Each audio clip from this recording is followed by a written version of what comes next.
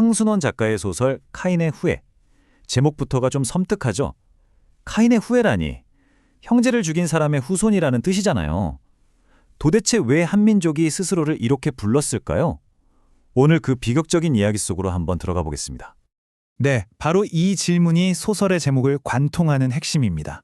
그리고 어쩌면 우리 한민족 전체의 비극을 꿰뚫는 질문이기도 하죠. 도대체 어떤 일이 있었길래 이런 이름이 붙었을까요? 자, 이 비극의 의미를 제대로 알려면 먼저 카인이 누군지 알아야겠죠. 성경에 나오는 인물인데요. 인류 최초의 인간이면서 동시에 최초의 살인자입니다. 근데 누구를 죽였냐고요? 바로 자기 친동생 아벨을 죽였어요.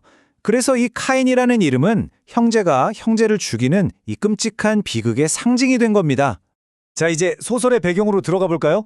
해방이 됐습니다. 그런데 그 기쁨도 잠시 새로운 갈등이 시작됩니다. 소설은 바로 그 시기, 그러니까 가장 큰 희망이 순식간에 가장 깊은 절망으로 바뀌던 그 격동의 한가운데를 배경으로 하고 있습니다. 여기 타임라인을 한번 보세요. 1945년에 우리가 그토록 바라던 해방을 맞이하죠. 그런데 불과 1년 뒤인 1940년 북한에서 아주 급진적인 토지개혁이 시작됩니다. 소설의 무대는 바로 이 변화의 소용돌이에 휘말린 평양 근교의 한 마을이에요. 해방의 기쁨이 채 가시기도 전에 정말 거대한 갈등이 터져 나온 거죠. 이 짧은 시간이 모든 비극의 시작이었습니다. 이 토지개혁이라는 게 그냥 지주 땅 뺏어서 농민한테 나눠준다, 이런 간단한 문제가 아니었어요. 이건 사회 질서 전체를 폭력적으로 아주 그냥 뿌리부터 뒤흔들어버린 사건이었습니다. 생각해보세요. 어제까지 한솥밥 먹던 이웃이 하루아침에 적이 되는 거예요. 수십 년간 신세졌던 지주를 소장농이 고발하고 말 그대로 공동체가 완전히 무너져 내리는 거대한 사회적 지각 변동이었던 거죠. 자, 이렇게 거대한 혼돈 속에서 소설은 세 명의 인물에게 초점을 맞춥니다. 이들의 운명이 정말 비극적으로 엇갈리게 되거든요. 여기 세 인물을 보세요. 먼저 박훈. 이성으로 공정한 사회를 만들고 싶어하는 이상주의적인 지주죠. 그리고 오장녀. 사랑하는 사람을 지키기 위해서라면 뭐든지 하는 여자입니다. 마지막으로 그녀의 아버지 도섭 영감. 이 사람은 그저 이 무자비한 세상에서 살아남는 게 목표예요. 이 세 사람을 보면 이념이라는 거대한 파도가 덮쳤을 때 인간이 어떻게 다르게 반응하는지 그게 아주 명확하게 보입니다. 이상, 사랑, 생존. 여러분은 어떤 선택을 했을 것 같으세요? 특히 박훈과 오장녀, 이 두 사람의 차이가 정말 중요한데요. 박훈은 배운 사람이에요. 지식인이죠. 그래서 늘 이성적으로 생각하고 설득하고 논리로 해결하려고 합니다.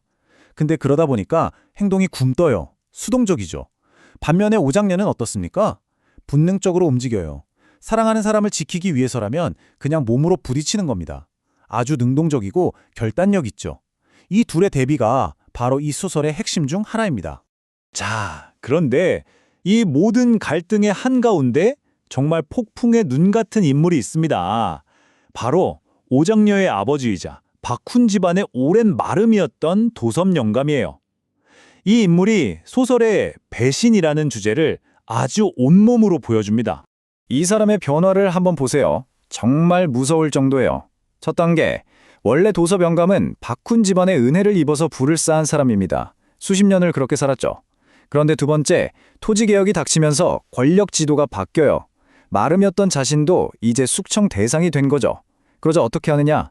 세 번째 단계, 배신이 시작됩니다. 살아남으려고 자기가 모시던 박훈 집안을 공격적으로 공격하기 시작해요. 그리고 마지막 네 번째, 이게 정말 상징적인데 예전에 박훈의 조상님들 넋을 기리려고 자기가 직접 세웠던 공덕비에 자기 손으로 곡괭이질을 합니다.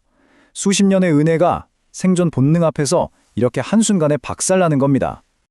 상황은 점점 더 험악해집니다.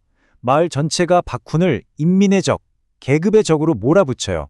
증오가 정말 하늘을 찌를 듯하고 박훈의 목숨은 이제 그야말로 바람 앞에 등불 신세가 된 거죠. 이 증오의 시대에 과연 희망이 있을까요? 모두가 박훈을 죽일 듯이 비난하는 인민재판이 열립니다. 이제 끝났다고 생각한 바로 그 순간 정말 모두의 예상을 깨고 오장녀가 그 한가운데로 뛰어들어서 외칩니다. 여기 나온 이 한마디, 우리는 부부가 되시오. 이 한마디가 모든 걸 바꿔놓습니다. 오장녀는 자기 자신을 완전히 희생한 거예요. 지주의 아들인 박훈과 농민의 딸인 자신이 그냥 사랑해서 부부가 된 사이다. 이건 계급 착취가 아니다. 이렇게 선언해버린 거죠. 바로 이거예요.